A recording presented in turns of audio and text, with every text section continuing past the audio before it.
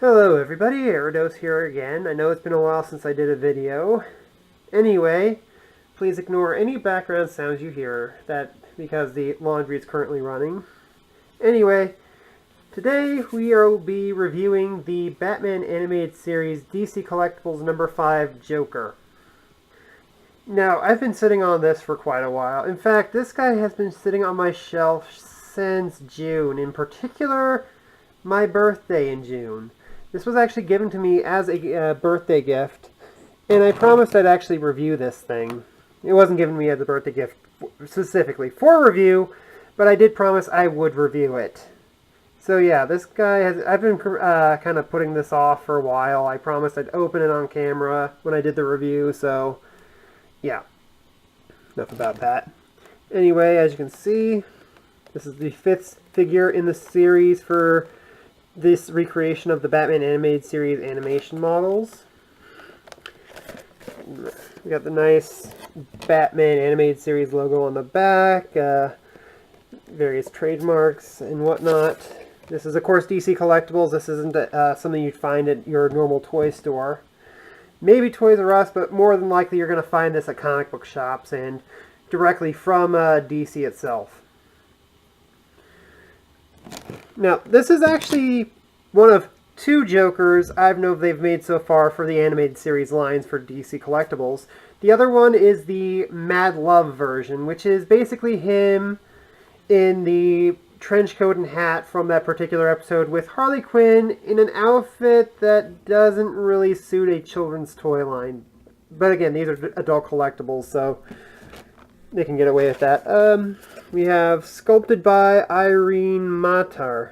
I don't know if I'm pronouncing that right, but really good props to that person, because this really does look like the Joker from the cartoon series.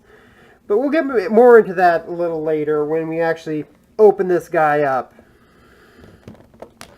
Now then, you might notice this guy has quite a few accessories. In fact, the box says he has about 15 of them. And all of them, a few of them quite tiny. So before we open this, I do want to bring something else out. This thing. This is called a Pixie box. I picked this up in the office supply section of my local Walmart for about 90 cents. So yeah, once I open this guy, I'll be storing all of his pieces in this little thing because, again, small pieces, don't want to lose them. And these things are really great for holding those small figure pieces.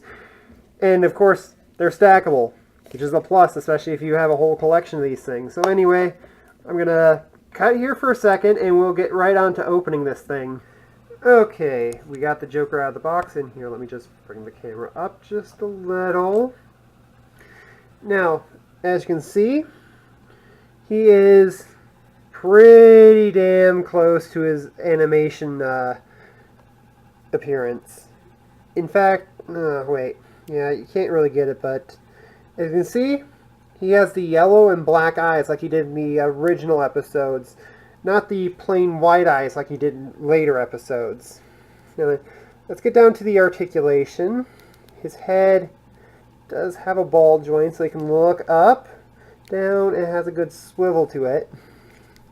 Shoulders go out about that much. You can rotate about that far. The coat here does kind of get in the way, but it's flexible, so it gives you a little room to work with. Elbow, about 90 degrees there. Fairly good. Wrists do have a joint, but on mine, yeah, they only go like that and like that. And there's also a problem with these, and let me check here. Yeah, it's kind of hard to see on here, but let me get one of the other wrists here. Yeah, I'm not sure if you can see, but the paint actually does come off on the wrist joints here. And that's actually a problem that was told to me before I got this, because the person who gave this to me actually does own this figure, and he says that the paint does come off of that joint very easily. something to keep in mind when you're actually getting one of this figure or the one that's in the Mad Love set. Waist articulation, very loose, but doesn't impede too much. Hips are very interestingly jointed. Goes out way far to the point where it looks like he's broken his leg or something. Go out about that far. Go back about that far. Coat's soft plastic so it gets out of the way pretty good.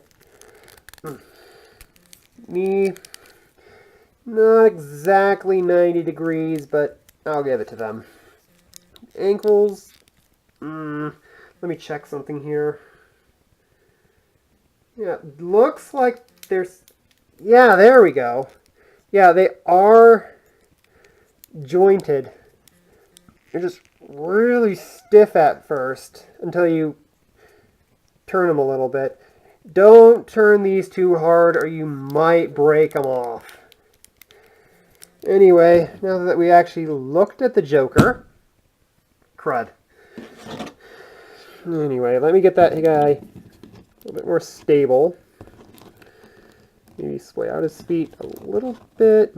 Yeah, he's a bit hard to stand on his own. Maybe it's because of my table, but maybe it's because of those tiny feet of his. But let's get around to the accessories. And first off, you have this little scuba diver dome, which is supposed to fit on his head. I believe you can split this apart. No, it doesn't look like we can split it apart. So we're going to have to carefully put it on. There we go. Yeah, so there we go. The Joker has his little scuba helmet on. And again, as I showed you before, he has extra hands here. Some for holding, some for just being open. He has a little screwdriver. In fact, I should probably open this up and start putting the accessories in here so I don't drop them. Yeah, let me see. Here we go. I'll put in one of his hands for later. Well, that's loose. That's a very loose fit. And that's not going to fit at all. Okay, I'll fiddle around with this later so I can figure out what hand he's supposed to fit in. He has also a little spyglass. Has this very tiny comb, which I'm afraid I'm going to lose if I don't put it in here, so I'm just going to put it in here right now. And he has a pearl necklace. Probably something he stole from the episode he was modeled after. And yes, these are modeled after certain episodes, because there's also one thing here, this little poster, mini poster. And on the back we actually get to see all the different figures. And each figure is actually modeled after a different episode. For example, we have Mr. Freeze, who is modeled after the episode Cold Comfort. This particular Joker was modeled after the episode The Last Laugh. We have Robin, who is modeled after Old Wounds. We have the Creeper, who is modeled after Beware the Creeper. And this version of Harley Quinn modeled after the man who killed Batman. Oh, sorry there. Yeah, and as I said, there's another version of Harley Quinn who's basically wearing lingerie from the episode Mad Love.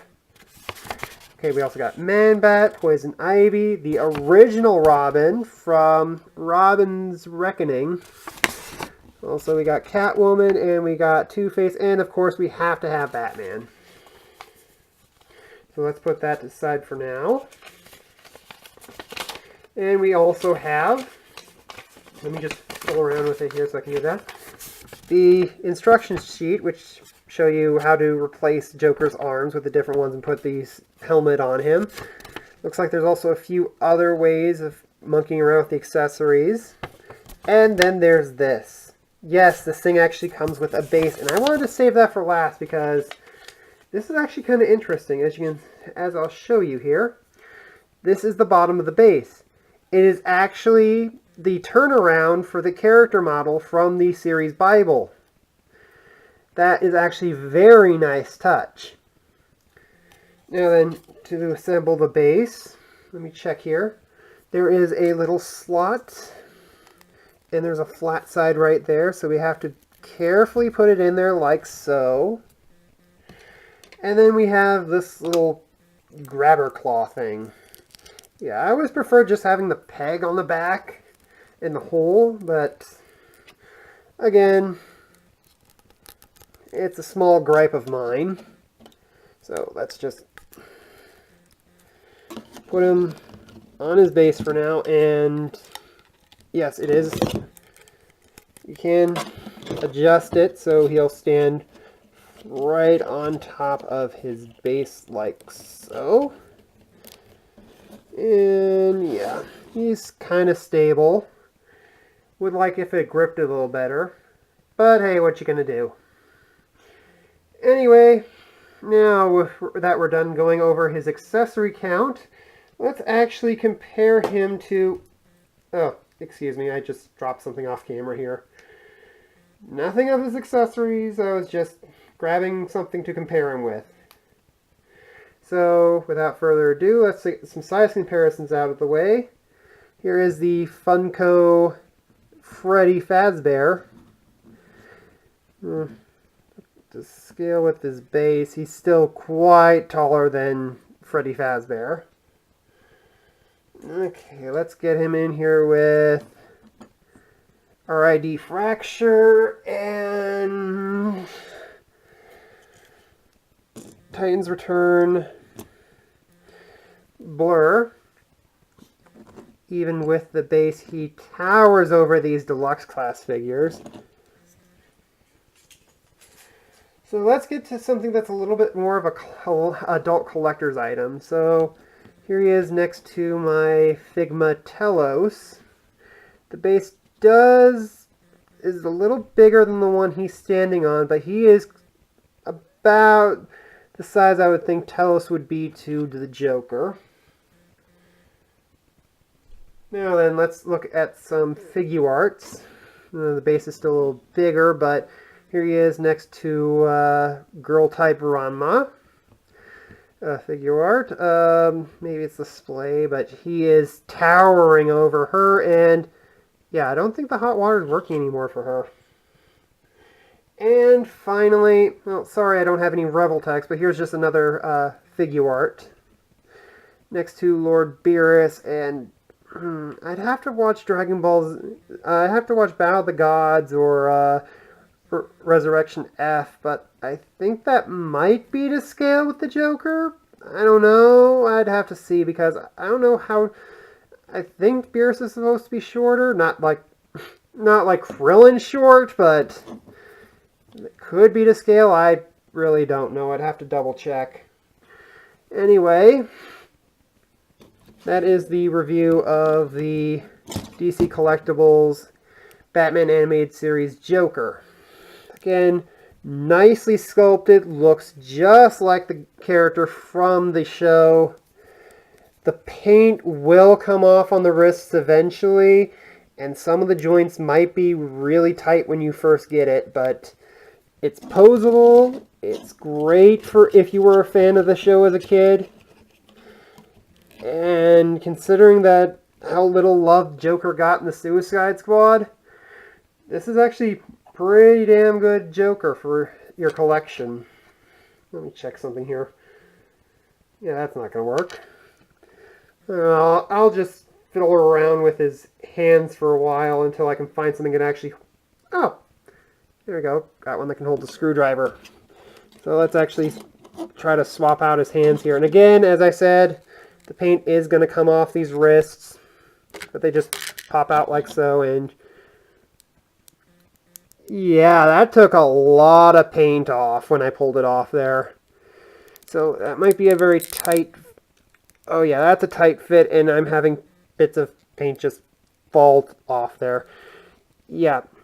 So basically, great figure, but the wrists are a huge problem. The paint just comes right off, and he was just holding it just a minute ago. Okay, there we go. Not the most secure, but I'll take it. Anyway, yeah.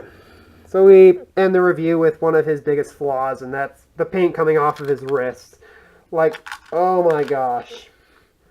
You can actually see little flakes of paint left on what's now just bare plastic on that post. Yeah, so he is not perfect, but if you are a fan of the Joker, this is definitely worth getting in your collection, especially if you're going to be collecting the rest of these.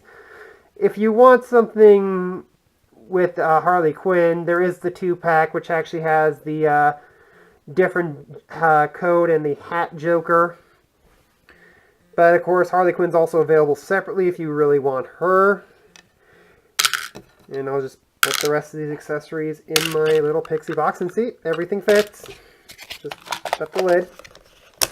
And I've been rambling along long enough as it is. I'll just have him displayed with the screwdriver in his hand like he's gonna stab someone. Anyway, I will catch you guys again next review. Yeah, I was just about to wrap this review up when I noticed one big problem. I can't bend his knee. Looking here, it's paint locked. Yeah, that explains why the paint might have been coming off of his wrists. They probably assembled this before the paint even had a chance to dry. This is going to be one of those your mileage may vary figures. Because I'm pretty sure that's not a problem on other models, probably just mine. But again, it is definitely something to look out for if you're going to get this figure. Anyway, just wanted to make sure I let you guys know before I finish the review. Later.